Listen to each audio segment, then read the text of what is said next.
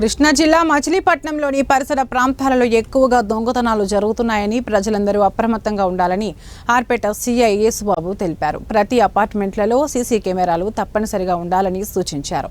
చదువుకునే పిల్లలకు అవసరమైన మేరకు మాత్రమే ఫోన్లు ఇవ్వాలని కోరారు. స్కూలు, కాలేజీలకు పిల్లలు ఎలా వెళ్తున్నారనేది తల్లిదండ్రులు తప్పనిసరిగా గమనించుకోవాల్సిన బాధ్యత ఉందని సీఐ పేర్కొన్నారు. ముఖ్యంగా ఏంటంటే మనకున్న ఇన్ఫర్మేషన్ మధ్యప్రదేశ్ నుంచి గ్యాంగ్ దిగిందని వాళ్ళు ఎక్కువగా అపార్ట్మెంట్ టార్గెట్ చేస్తారు. ఇప్పటివరకు మనం అపార్ట్మెంట్ దొంగతనం జరగడం చూడలేదు. ఎందుకంటే అపార్ట్మెంట్ అంటే సెక్యూరిటీ అనే ఫీలింగ్. కానీ అపార్ట్మెంట్లో వాచ్మెన్లు ఏజ్డ్ వాళ్ళు ఉండడం, వాళ్ళు నిద్రపోవడం, సరిగ్గా గమనించకపోవడం వల్ల ఆల్రెడీ పగలు కూడా వాళ్ళు వచ్చి రెక్కీ చేసుకుని ఎవరైతే తాళాలు వేసి ఉన్నాయో ఆ హౌస్ని టార్గెట్ చేసి నైట్ చేస్తున్నారు. మేము చెప్పేది ఏంటంటే మిమ్మల్ని ఆ అపార్ట్మెంట్లో ప్రత్యేకించి ఒక బుక్ మెయింటైన్ చేయండి. ఎవరు వస్తున్నారు ఏంటని రాసుకోండి. వాళ్ళ ఫోన్ నెంబర్లు, అడ్రస్, డీటెయిల్స్ రాసుకుంటే మనం తదుపరి ఇన్వెస్టిగేషన్కి పనిచేస్తుంది. వాళ్ళని పట్టుకోవడం ఒక జరిగినా కూడా మేము వాళ్ళని పట్టుకోవడం కుదురుతుంది. ఓకే, అలా రాసుకుంటే వాళ్ళు రారు మీ దగ్గరికి.